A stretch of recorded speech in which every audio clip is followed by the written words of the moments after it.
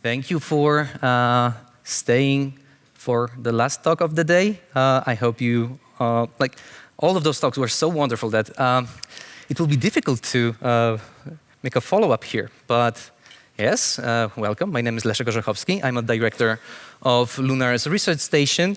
And each CHASM, we are trying to present a report of how we are doing, or how we can collaborate with more of you, or what we've been up to. And obviously, this CHASM is focused on parastronaut research, and we did our fair share of that as well, as a lot of people mentioned. And we will go there eventually, but for newcomers, I would like to introduce our facility and what we like, and our team. And we are like a young team of researchers. And like I'm an architect or a space architect. The other person that is running the facility and the crew right now is also an architect. But the rest of the team are medical doctors, physicists, or engineers that are helping us run the simulations at LunAres Research Station. But we are running it for our own purposes, because me and Agatha, as space architects, first we were involved in like theory and designing different kinds of habitats on paper, like doing very nicely looking renders, obviously. But as you saw at during Christiane presentation, those things are more real sometimes than only some nice pictures. But all in all, our team is has a fair share of different designs that we accumulated along the years, but we really simply wanted to be better at what future habitat could look like for Moon or Mars, or for zero-G. That's why we decided to create LunAres Research Station, Luna and Ares, in 2017. And this is our way of learning how to be better architects, how to learn how people react in close quarters, how they interact with each other and with the facility. And only later we learned that it's a wonderful place for other researchers, medical doctors, psychologists to do studies as well. So first we wanted to be architects, better architects, but it turns out it's our now full-time job, organizing Analogue missions, around 10 a year, and arrange crews, and also making research calls and making sure that different researchers from different institutions are starting working together as well. So let's see. I'm always losing my breath in the first 3 minutes, so let me breathe. The facility itself. It's located on a former military airfield in Piła, Poland, so it's a western part of the country.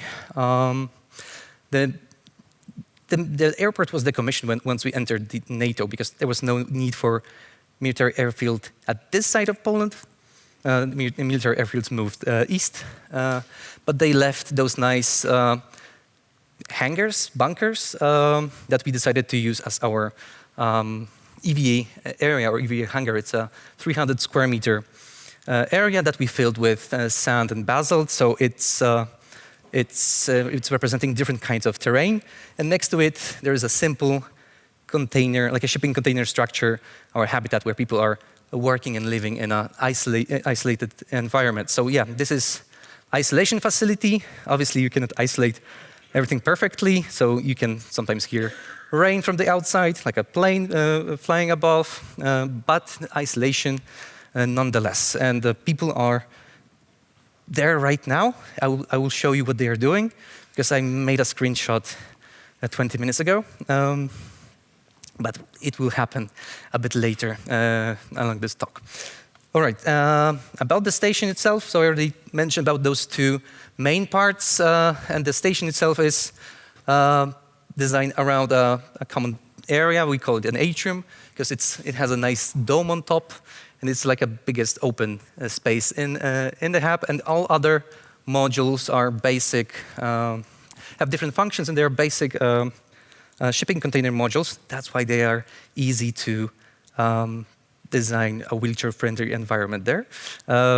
If you are doing, but I will also mention why also a dedicated structure, for example, Martian habitat should be also wheelchair-friendly in the later part of the talk. So when it comes to the modules, there is a common area, workshops, gym, well, and small office that now currently moved to the atrium, and now it's a med bay with additional beds. Small capsule hotel for 6 crew members. Now our capacity is going to 8 crew members. I will mention why later. A kitchen, a basic biolab, and a hygiene module that we also designed from the very beginning to be wheelchair friendly. We anticipated this kind of use back in 2018. So a word how we run our missions. This is the calendar for this year. Not every single mission happened. Sometimes we have we need to cancel a mission because the crew we don't have crew members. So if you are considering applying, please do. We always are happy to have more crew members, but we are operating as typical. Or maybe it's a sort of hybrid, private habitat like MDRS or HERA, or no, not HERA, or high seas. Well, it's a private station, and you are applying for your place at the crew, and it's a service. But at the same time, we are trying to find institutional partners, so universities and agencies that would like to perform studies during those missions. And the big selling point is that there's like around 10 missions a year. So if you are a university, you can gather data from 60 people, or do your experiments 6 times or 10 times, and well, have a bigger set for your research. And that works quite nicely, I must say. And I once again lost my breath. Breathe, Leszek. All right. This is a slide that I'm showing constantly recently, because a lot of us are doing those analogs for many years now, but the definition was proposed by astronauts Stephen Hoffman and Stanley Love in 2015 in the second addendum of Mars Design Reference mission, or architecture. And people are running analogs for years and years and years, and this is the first time someone finally tried to coin a definition. And I think it's really good definition, because when we are talking about those analog mission simulations that involve doing the whole mission and some sort of simulation, it really represents working on in a scope of analog activities in technology, operations, and science. Operations, so procedures, testing technologies. So this is more like something what Christiane is doing, and science is mostly people. And this is proposed scope of analog activities. Obviously, the activities are even broader, because there's also an outreach and other things. But also there's this differentiation between an analog test and an analog mission simulation.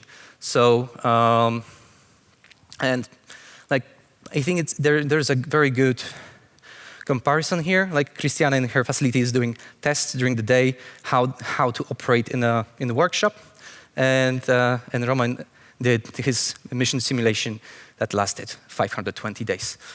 So this is how it was proposed, and I am sticking to it very tightly, and I am encouraging all of you to do the same. All right. When it comes to our facility, so this is crew characteristics. Now we are on our 40th mission. I know that we have crew members from our 2 previous missions as well here, and I think I told every single one of them that their mission is the 40th, but I'm not entirely sure. They need to tell me whether I lied or not.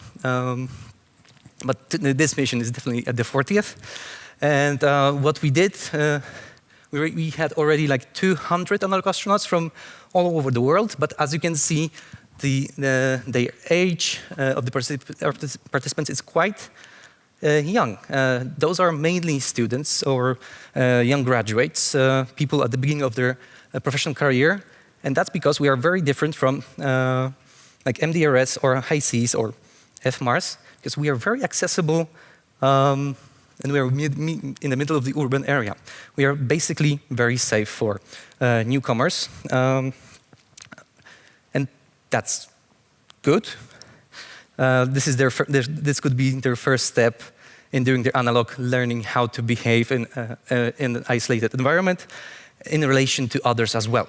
And only after, it's probably wiser for them to try those more extreme environments and then test themselves in those. All in all different habitats have an interesting use case for different scientific purposes. When it comes to the participant backgrounds, a lot of engineering, but we also had some journalists, poets, Polish philology major, interesting. But yes, this is also like the part of why we're doing analogs. We are testing the future human spaceflight scenarios. So not only mission engineers will be going to space, and I think we already see that in private spaceflight, that regular people are also going up. All right. So now I will briefly mention about the things like my colleague Agata mentioned during last CHASM, and we were presenting, or she was presenting, our study for the ISS, so the International Space Station, and that's super exciting for me. So I hope it will be exciting for you, because we need to update this. The study is called Astromental Health. Well, it will happen when it will happen, but it's already happening in some ways. Many of you heard, or maybe not, ESA selected Polish astronaut to be part of their reserve astronaut group or corp, and later the Polish government decided to send him on the Axiom mission as a carrier astronaut. His name is Sławosz Uznański. He's an awesome guy. And currently, I think he's training for his mission in Houston. But also, I see him all over the place, so I don't know how he teleports. But aside of that, Poland increased their contribution to ESA to 295 million euros. That's quite a lot for our country.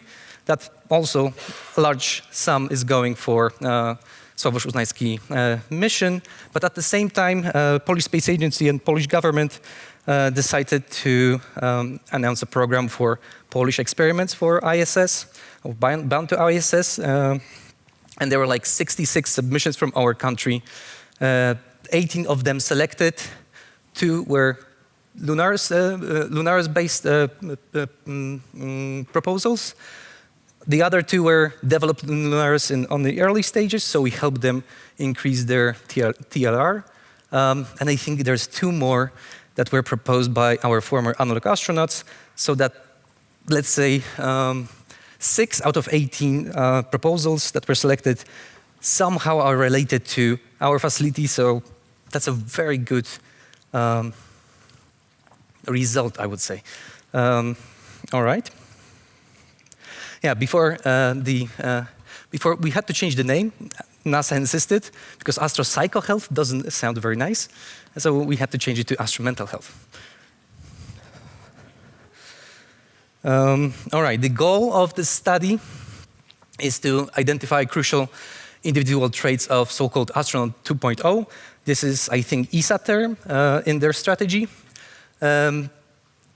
Considered during selection and training of space explorers, diagnose the most critical phases during spaceflight and design effective countermeasures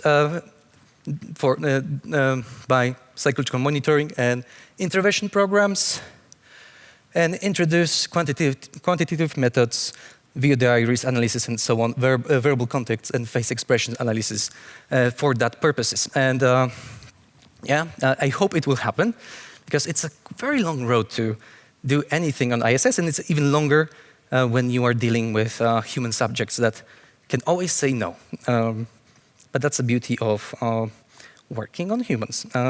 Okay, but there's also this analog component. So LunAres component, we are doing a parallel analog mission to Axiom 4. So it is ESA funded. We will be announcing a crew call for good analog astronauts for that purpose, so stay tuned. But it's, well, from the organizational point of view, it will be exciting to see how to organize something parallel. Well, it not be entirely parallel to the mission, but we want to get as close as possible, and I will get into details in a few minutes. But also, it would be nice to see how the experiment that hopefully will be run on some astronaut, I don't know, or astronauts, it would be even better. We need at least to be able to publish the thing. So it's great to somehow get a yes from at least 2 astronauts. But it would be great to see how they answer and how their facial expressions from video diaries will correlate to, or will not correlate to, people isolated in our analog with the same, because both teams will be having the same amount of experiments to do, and like social events and so on. Okay, maybe it's not a social event in space, it's an outreach event. All right, so Axiom 4 was announced, and I don't really know if our experiment will happen on Axiom 4, but this is what we are aiming for. And how it's going. Well, we got ethical approvals from ESA, ISRO, I think, and NASA, although we very doubt that we will be able to do anything with Indian astronauts, because I think they're protected very tightly by their government. NASA was very skeptical to allow or to even introduce this study for their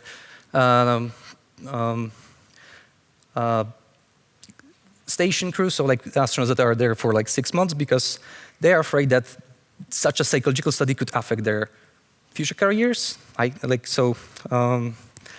don't know. This is what we were told, and I think it's not entirely sure if we will be able to ask anyone else beside the people from Axiom 4, or maybe it will be even moved to other missions, but the parallel mission will be made to mimic Axiom 4, and European Space Agency will be kind enough to, for example, send us crew schedules so we can mimic them in some way in our analog. And also, designing the parallel mission is quite exciting. I think this is the next slide. So yes, so this was like our proposed research schematic. Like the upper part is the ISS operations, where crew members have to do a certain amount of different questionnaires or tasks every few days in order to gather enough data for the experiment. And this is the same task are planned to be carried out in the analog. And now I know that it will be slightly different.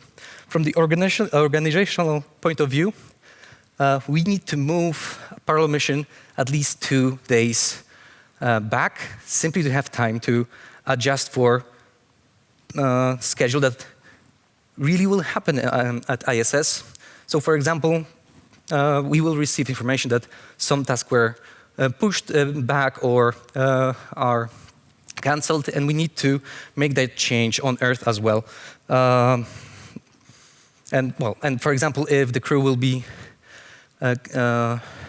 stuck in space, we also need to prepare our analog crew to be stuck in isolation for at least some period of time. Not 6 months, obviously, but we will need to prepare for at least few days of of a different time of the mission. Okay. So far, okay.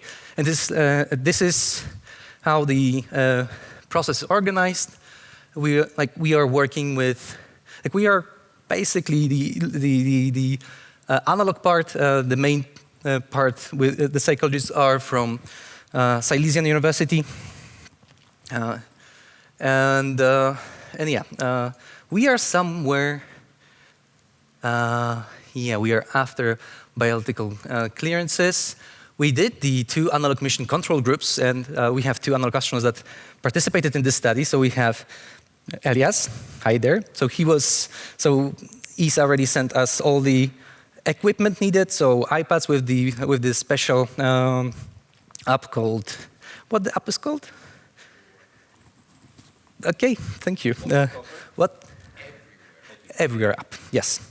And it was for the purpose of testing the procedures, whether everything works as intended, and see how to change different parts of data that we will be trying to gather from the astronauts or from analogs. And it turns out it's not good to ask people every other day if they spoke with God or if they see zombies. But this is kind of a learning curve when you are using a certain established psychological tools that are used in certain occasions.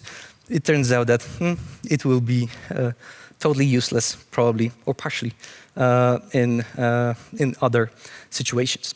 So yes, so Elias was participating in the most recent test, and we have Thomas here from Zurich University as well, from the first team. So nice to see you guys again. You can ask them how it went. I hope it went well. Okay. And now we are changing the topic because that was the update. We already did the tests, and now I can finally go to other updates before I go into our wonderful para-astronauts. So as a team, or me myself, I was part of ESA topical team on behavioral health and performance in analogs. And as you can see, some other community members were there as well, like Gernot from Austrian Space Forum, or Mika Musilova, former director of High Seas Habitat. And there were a bunch of extremely skilled people from MEDES and all other universities, different universities around Europe. And me as an architect, I was only able to share my knowledge on how HABs are designed, like the floor plans and volumes and so on. Something that I will be touching or presenting tomorrow also as a last speaker. Now, I asked for this, so I brought it I brought that on myself. But the results are already, they will be soon published. Like, we already received information that a green light that it will be published in NPJ Microgravity. It's a nature bound or nature derived journal. So you will be able to see what are the recommendation checklists for from ESA topical team on, especially on behavioral health in analogs. All right, the next thing that we are mentioning, that we are building a small educational center in the hangar next door. So this is what we showed last time, and this is how it looks now. So we are expanding our small campus to have also a place where some school kids can visit and be taught some simple EVA procedures or other aspects in some classrooms, in some exhibition areas. But it will also double as a training facility before the missions, so we don't maybe spoil all the habitat, what Habitat has to offer before the mission starts. I don't know. It's almost ready, but yeah. I hope we will be using it with the beginning of 2025. All right, and now we can go to parastronauts and Icarus 2. And if there's Icarus 2, there was Icarus 1 as well. So we will be talking about this also. So it was the same, in fact, funding that brought us the educational center. So it was a Norway grant that we and the city of Piła received and for creating educational center, and also carrying out more para-astronaut studies after the success of Icarus 1. And it was 4 two-week isolation missions. We invited para-astronauts with different kinds of disabilities. If you see any spelling mistakes, I was writing my slides like this, sorry. Also, I'm very, very known for my bad writing. Okay. And so we invited very interesting people. Mary Kate Cooper, she's training astronauts for Crew Dragon, so she works at SpaceX, and she has a leg deficiency. Her goal was to create procedures for Crew Dragon that will, well, be better adjusted for people with leg deficiencies. You can smell the John McFall related topics here very strongly, I guess. Somewhere there we have Axel. He was our hand deficiency commander. He did a great job, but yes, and this is exactly what I wanted to speak about. Like, it was the first mission when we had 8 people in the HAB, and you need to understand when you are running an Analogue mission and you are a mission control, you are part of the people that should be tested and researched. And this is exactly what happened with collaboration with Thomas from Zurich University. Like, their university was investigating mission control as well, because we are emotional beings. And with 8 people, there were some tensions between us and them. But thank you, Axel, for being such a great sport and helping us overcome some very difficult parts. Okay. Also here, we have Thomas, who was on the stage. He was our very first wheelchair user, and thanks to him, we were able to even prepare the HAB, create procedures with him. And I think there were even more things to mention when he was sitting here, because it was more than just create a ramp somewhere, or because it was also a matter of putting everything that is very important on an accessible height, to create a procedure with the crew so they can communicate that something is, for example, too high. And this was extremely useful. And I also think that if we are talking about future habitats, this is something that I mentioned to other people during coffee break. I guess future lunar habitat will be very compact. It will need to be, we will be saving as much volume and mass as possible. But when we are thinking about going to Mars, and with the experiences from Roman, you can imagine that after 8 or 9 or 6 months even, astronauts will not be able to perform that well. And maybe having a wheelchair prepared HAB is the only way to go. Or you are doing like a fusion drive or a fission drive, or you're getting there faster, or you're doing some sort of other countermeasures during their flight. But if Mars mission will look anything like Mars 500, wheelchair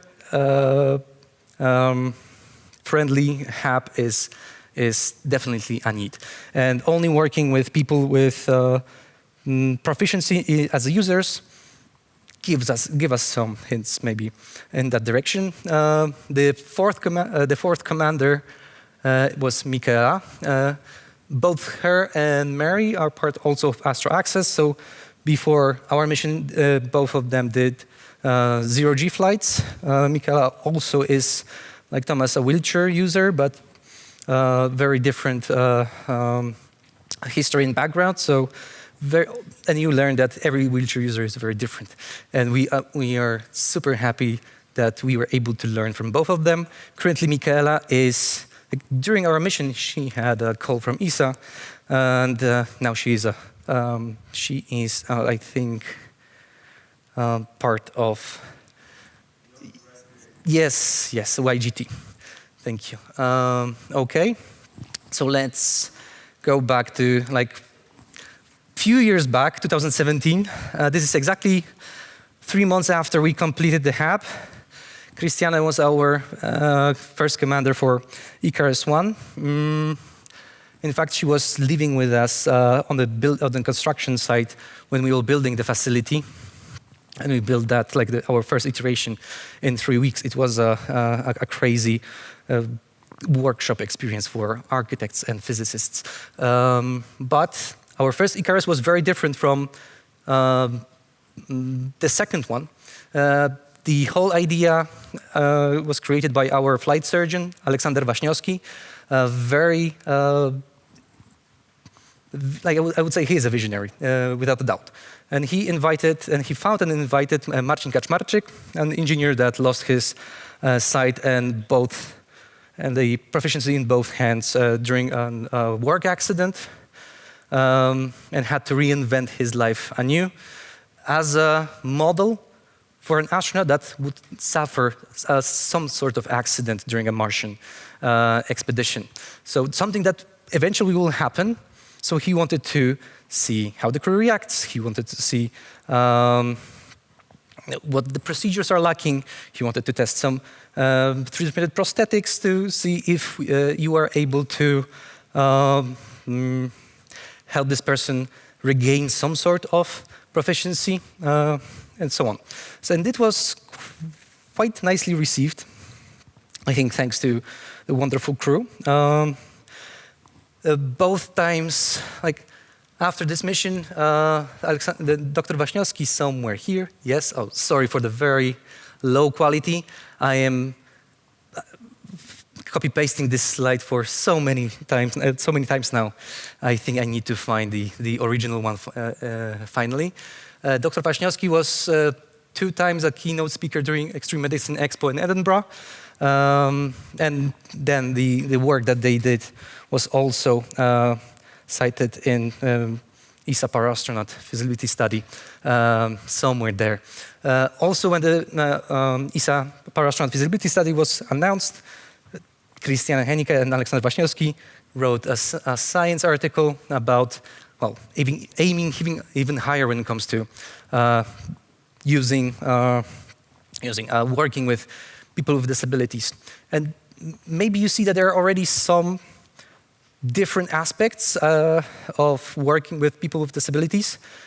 Because when we are talking about people with leg deficiency, like John McFall or Mary Kate Cooper, their operations in zero-G are not impaired, but maybe they will receive some sort of hyper ability, like Dr. Waśniowski mentions oftenly or jokingly that no legs, no problem in zero-G, and it will maybe be part of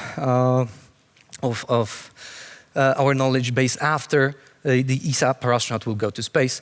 But we can imagine that you weight less, you use less oxygen, you are not losing leg muscle because you don't have none, and the difference in your fluid distribution is definitely less of a problem. So this is hyperability, but if you are talking about wheelchair users, if you are talking about people with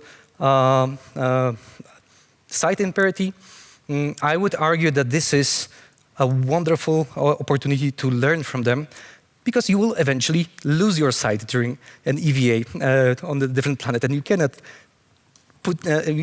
touch your face if, for example, it's obscured. Or, yeah, as I mentioned, wheelchair users as a very good analogs to future Martian astronauts. So yeah, once again, I need to breathe. So Icarus 2. As already mentioned, Mary Kate Cooper wanted to investigate, did an investigation into Crew Dragon procedures for para-astronauts. It also included donning and doffing the spacesuit. That could be an interesting change of procedures for potential para-astronaut.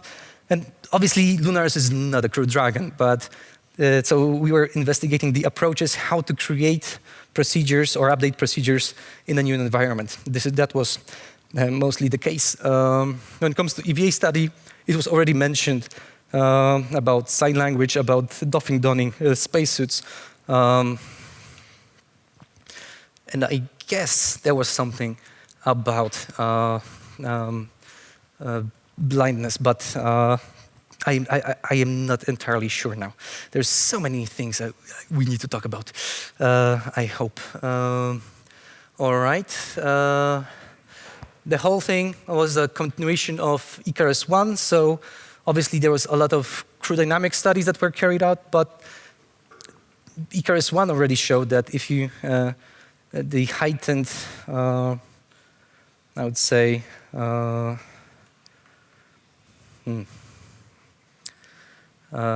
emotional states, I think, like higher highs and lows when you have someone to care for. And we simply wanted to check also if that's the case with other types of disabilities. I don't know what the results will be. We were continuing the MRI study with the blind para-astronaut or analog astronaut. It was quite easy to predict that that MRIs will be, like the MRI study will not affect him, or like the results will show that the mission did not affect him, but the other participants had some small temporal changes in their 3D understanding of space, and we are continuing that with those people as well. Okay, and we joined CHASM as a result of Icarus 2 as well. So this is a very important part to mention. What else? Oh yeah, and we also expanded our collaboration with a diving center that is 25 kilometers from our habitat that is already equipped with a crane that allows people with disabilities to dive as well. And I think this is, it has quite a potential for expanding our study capabilities. All right, and we can jump to our newest mission that is happening right now. It's and I have 20 minutes, maybe less because maybe there will be some questions. Zurich University, the Applied Team Research Lab, is doing 1 month mission at LunAres. This is our first 1 month long one, and we will be checking on the crew. Maybe not live, but but we will see what they are doing. Today with us, there is Thomas and Andrt, and you guys can wave.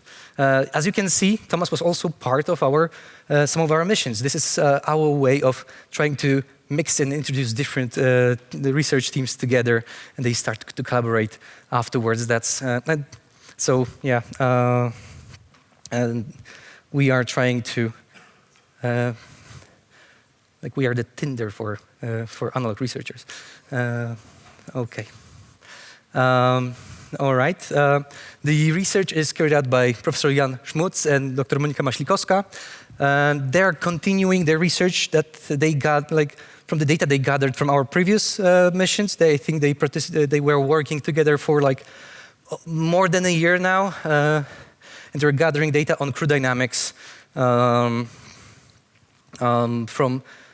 like 2-week missions, and then now they would like to compare this data set with a 1 month long mission. And so yeah, understand psychological and physiological challenges during such a mission.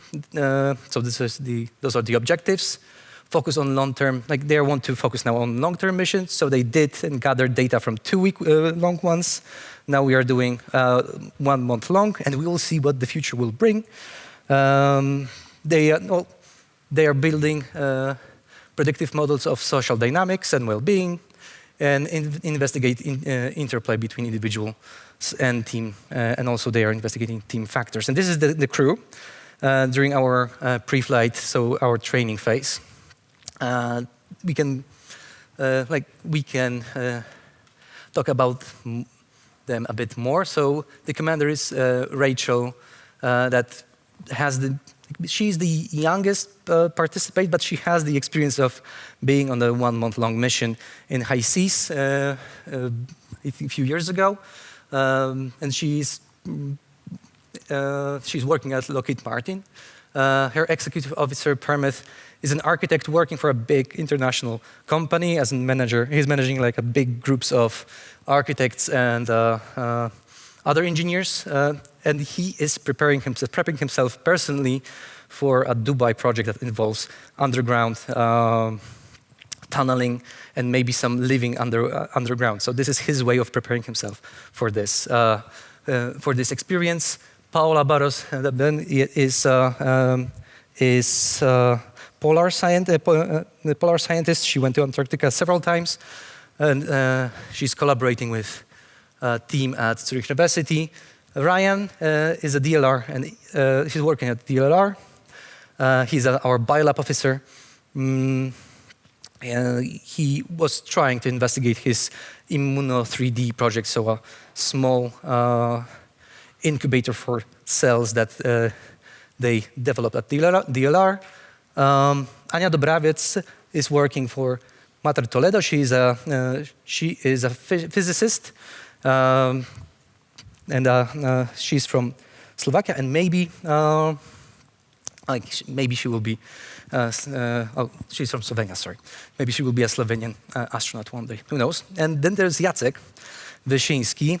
He was selected because he was also participating in Icarus 2, and the University of Zurich already had data on him. So they want to compare him. Bless you. Yeah, compare his answers to from 2 weeks to 1 month long mission. He's a game developer, in fact, a CEO of the company that published game Occupy Mars. So if you are playing some games on Steam, maybe you came across it. He's a mission engineer, and he's doing wonderful job. And yes, and he is from Poland. All right. So the mission started a few weeks ago with a pre-flight at the beginning of the August, and now we are exactly in the middle. So I think the honeymoon period will be over now, and we will see what the next 2 weeks will bring. I hope because they are doing so well, I am getting nervous that something can go wrong from this point on. I wanted to check up on them, so I made a quick screenshots of our cameras. 4 of the cameras are not working, but they're like the outside ones, so that's fine. We can see them in the atrium exercising. Like I was looking what they're doing. They have an exercise routine there doing currently.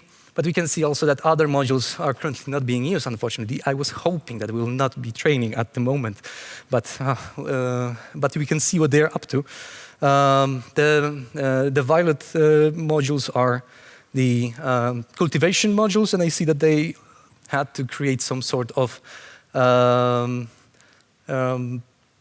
new way of putting the grow lights, and it's now obscuring my camera. I will be discussing that with them. They shouldn't do that. They definitely shouldn't do that. We can see the big kitchen. It's totally normal kitchen with a big table when they can sit around and have some social interactions. I think pierogi. They are always talking about pierogi. I have 15 minutes. No? Okay, all right, sorry. Okay. Not according to my watch, but okay. Okay, so I have maybe I have 3 slides. Now, I only mentioned that we are starting to develop a new operating system that will be more in line with ESA standards for data gathering and the communication protocols with potential habitats, but with the caveat that also there need to be layer of managing the simulation. So also creating like a surprise events, let's say, emergencies that are simulated. So it's not an OS to communicate with the hab itself, but also to invoke some research-related drama. Okay, and we started collaboration with Poznań University of Technology, so a university that is closest to our hub. They're like 80 kilometers away. They just completed their robotic test facility that I think could soon become a new Starship. So I don't know, I will ask Roman about that. But this is like 700 square meters facility to do the robotic tests. We think with a nice mission control center. We are planning on introducing Analogue mission simulations there to test more human-robotic collaboration. We are in the process of creating a proposal for Maria Curie Skłodowska doctoral network. So that will focus mostly on in-space manufacturing and human-robotic collaboration. That kind of proposals are, like, it requires a lot more international collaboration. So we are obviously reaching out to universities from Europe that would like to be part of this network. The Maria Curie doctoral network works like that you are, once the program is on, you are applying to European Union for a doctoral program in this particular field, and you may receive a scholarship also, and you are becoming our employee, and then you are jumping to other universities, and they are becoming their employee, and let's see how that will go. So this is, let's say, a different approach than Christian and Henike did. They first built they first applied for a wonderful doctorate program, and then they are building facility. Here they build facility first for their purposes of testing robots, and now they are looking for doctoral programs. Okay, so I already mentioned what we will be doing in 2025. We will be hopefully conducting our first ISS-bound study. We were thinking about like applying for a larger infrastructure grant for a second hub that will be more focused on tight spaces. We will see, and maybe we have a very little shot at something that will be more Artemis-oriented, but yeah, we will see what future holds. And I guess that's basically it. I will not mention this, although we have a dream of having some sort of campus, and like this is LunAres, this is the educational center, and now we are writing grant for small mission control center with this Habitat OS system. So maybe in the future it will become like a small campus that will be involved in many different things. Okay, and I guess that's it. Sorry for being so long.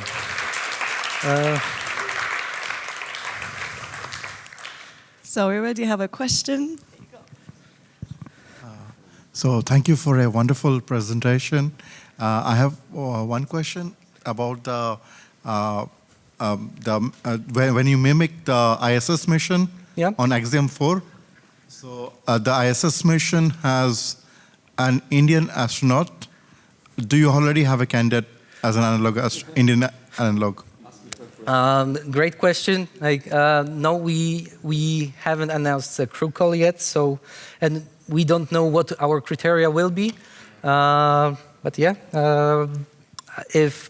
when we announce, yes, I will hope that we'll have many interested people. Yeah, tell me, I'm going to apply for it.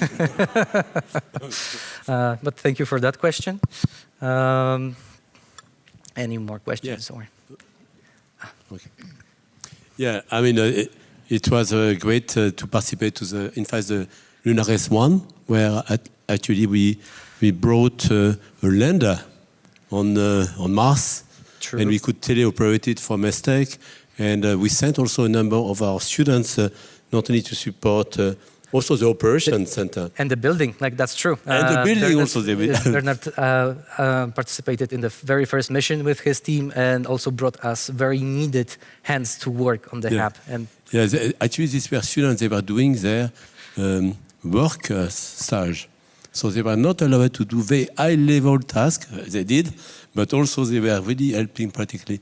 But I have a question. So on this area of human-robotic partnership, are you still continuing to do some activities there? So, or you focus more on, say, human behavior? Like we are in the process of writing the proposal, and since the University of Poznań, Poznań Technical University is focused on robotic operations, and we have more experience with human component, we are just brainstorming at this moment. So we are open for collaborations and ideas, especially that, as I mentioned, Maria Skłodowska-Curie program requires, I think, at least 3 entities from 3 different European countries to be part of the network. And definitely, we haven't pinpointed the scope or the exact topics. We simply know that Poznań Technical University is very focused on potentially doing in-space manufacturing, not maybe in a way that Christian Hennicke was envisioning, but more low-tech groundworks kind of things. No, I was at the European Rover Challenge, which every year takes place in Poland. This year it was in Krakow. It was amazing to see all this rover team from Europe. So if you have a way also to develop a yard where you can really test this human rover habitat synergies, that will also very, very good to support what we do with Artemis and with the Research Lunar Station.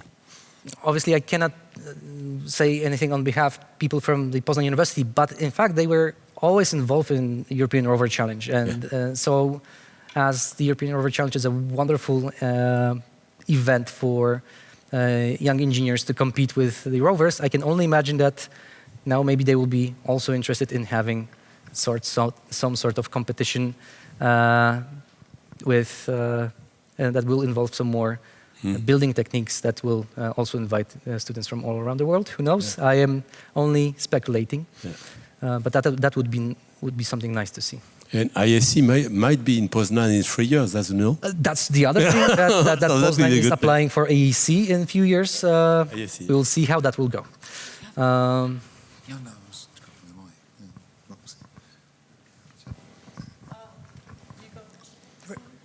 Super quick question. If you can go back to the slide with the 700 meters of space. Yep. Why don't we put a habitat in there? Once again? Why don't we put a habitat right in the middle?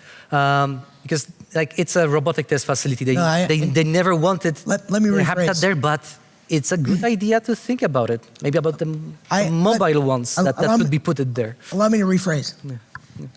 Take this concept. You want a campus, take a big dome, put it somewhere near your facility, put a habitat in there, and then project the Martian sky. All right. I would love that. Just a thought. In fact, just looked cool. I did put that here in the camp, somewhere in the campus. So I like the way you think.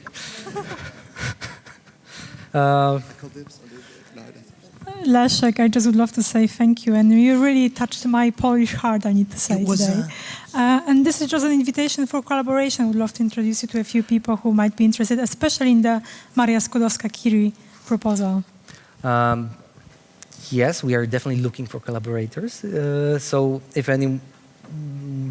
you are like a European research facility or university, you are very welcome to tell me if you would be interested in at least considering working with us on on such a program, and we will see where it will all go. That would be nice to see. Very well done. Some collaboration. I had two questions. So my background is in software engineering, so my questions are a little bit related to that. I wanted to know, I don't recall if you mentioned it, but in case you didn't, I wanted to know how if LunAres is implementing automation, or if there is a key play role of AI in mission control, the habitat itself, or the missions being done itself in the center. We haven't worked with any AI system yet, beside of answering emails with ChatGPT, but that's the extent of my skills there. But I do think that, in fact, I was having like a brainstorming session when Roman mentioned that he was at his very low when his close ones were not able to answer as frequently. And what would happen if he didn't knew that something else is answering his emails, and it would be an AI. Maybe that. Great for trusting AI. Yes, that's great for trusting AI, definitely. But no, we don't. We didn't test it any solutions. So if you are interested in those kind of studies, yes, there's a research proposal form on our website, and we can. Thank you. Go from there. And yes, I am interested, just so you know. And the next question I had is also related to software. I wanted to know if there are any specific integrations of software that you might have in mind for LunAres, or if you might be looking for someone or a group or an organization you would like to work with to implement something. Short answer, yes, always, because we are always when you're running an Analogue facility, everything is a project. So Analogue space, EVA suits are a project. The sensor system is the project. The communication system is the project. And you are always very short on skilled people that are able to tackle those problems. And that's why we are always trying to create new collaborations to push those topics even further. So for example, there will be like a world biggest Analogue happening next year, a collaboration between many different Analogue facilities with a shared research scope.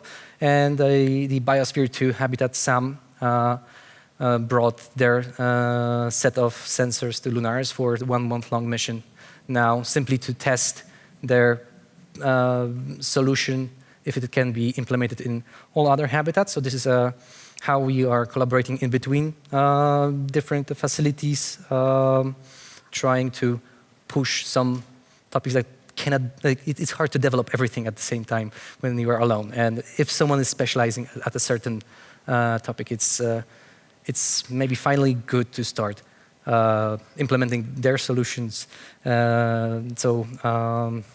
I know it doesn't answer your question. I'm simply saying that we are always in the need of someone that will be also allow us to work with our partners in those other fields, like software engineering, and make this like a shared effort. Yeah. Thank you so much. Okay. If there are no more questions, we're done. Oh yes, no. one. Oh, no, we are not done. Two last. Come on, guys. Even at the end of the day, you're really motivated. My clock is telling me that we have 5 seconds. So. Yeah. Yes. Yeah, because it was 1 hour with questions. Stop. All right, Charlotte. Yeah, time is always an issue as well with analogs. Yeah, so you were talking about the world biggest analog, and this is indeed also one of my concerns. Is right now every habitat is using different sensors, different systems, and when we compare the data, there's a lot of deviation. They're trying with the world biggest analog to get the same sensors and everything implemented in every habitat. Do you think this is actually feasible based on your tests that you completed? I think what is important about world biggest analog is the idea of the world biggest analog. And we may not succeed at the very beginning, but we must start somewhere with making those kind of group and international efforts. So yeah, maybe it will be not perfect. Maybe we will not gather the same quality data everywhere with different sensors, different maybe procedures. But hey, the next edition will be probably so much better. I think so. Okay, thank you. So at your LunAres campus, how much land area do you have to facilitate EVAs? Would you say that 300 EVA... square meters. Okay. So this is this space. Okay. I think, or maybe a bit smaller. I'm looking at our Analogue astronauts, what they would say if this is the area of our EVA area, or a bit smaller. Our EVA area is a bit smaller, I think. But this is more or less that. Understood. So not like extended EVA focused type of facility. Yes, our EVAs are, I would say, quite okay when it comes to procedures. Last year we did a test with flight director of Columbus that he's normally doing EVAs with European astronauts going out on the ISS, and he was reviewing our procedures. He was leading one of the EVA as a flight director, and he agreed that our procedures are like one-to-one with what normally ESA is using. Obviously, our equipment is not as cool, but the whole step-by-step procedure is basically the same. And that created opportunity to make a test with German Space Agency and both like to test if it's an easy to translate zero-G procedures for zero-G EVA for the lunar environment. So if we are so we were doing that with that team, and at the same time, educational office of German Space Agency tuned in, and they said, "Oh, if you are testing future German spacewalks," and they were doing that in preparation for Luna facility in Cologne. So we can test educational scenarios for future lunar activities. So our Analogue astronauts were performing educational videos from the simulated moon for the German students from some high schools, simply to create procedures for German Space Agency Educational Office while they were testing changed procedures from the zero-G EVAs. So that was a nice mix of things here. Copy, thank you. Okay, then thank you so much, Leszek. Thank you very much.